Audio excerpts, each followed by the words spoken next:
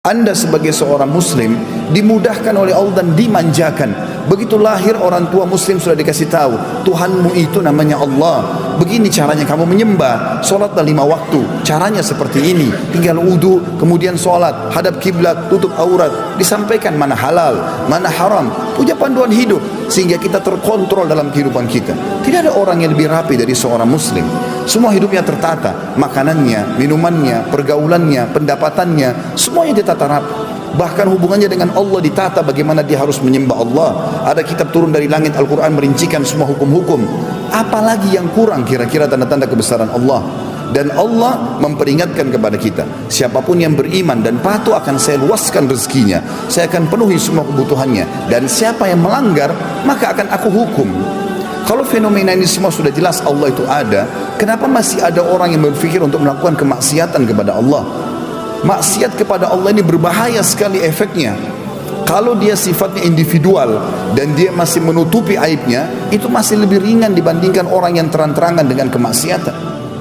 Kalau orang kerja di kantor melakukan satu pelanggaran, saya sangat yakin tidak mungkin dia berani melakukannya dengan terang-terangan. Kalaupun naudzubillah seseorang mencuri, menulis nota palsu atau melakukan apa saja, saya yakin dia menyembunyikan dirinya karena takut sama atasannya. Bagaimana seseorang tidak berpikir dia takut dengan Tuhannya yang mengawasi dia setiap saat? Tidak ada kata-kata tidur bagi Allah Subhanahu wa taala. Dalam ayat kursi Allah mengatakan la ta'khudhuhu la ya'khudhu sinatun wa la naum. Allah tidak pernah mengantuk apalagi tidur. Allah mengawasi semuanya. Maka kalau seseorang berbuat dosa lalu dia tutupi dirinya, lalu dia bertobat kepada Allah, satu hal yang positif. Tapi yang sedang kita ingin diberatkan, banyaknya orang yang sengaja terang-terangan melakukan kemaksiatan. Bukan cuma itu, mengajak orang lain sehingga orang lain terjerumus dalam perbuatan-perbuatan yang salah dan melanggar kepada Allah Subhanahu wa taala. Dan ini efeknya sangat besar. Kapan kemaksiatan merata, maka jangan heran dengan darinya fenomena-fenomena alam, gempa, tsunami, banjir, dan negara kita sedang ditimpa itu. Kalau ada orang menganggap itu bukan cobaan dan itu adalah azab dari Allah, sungguh luar biasa.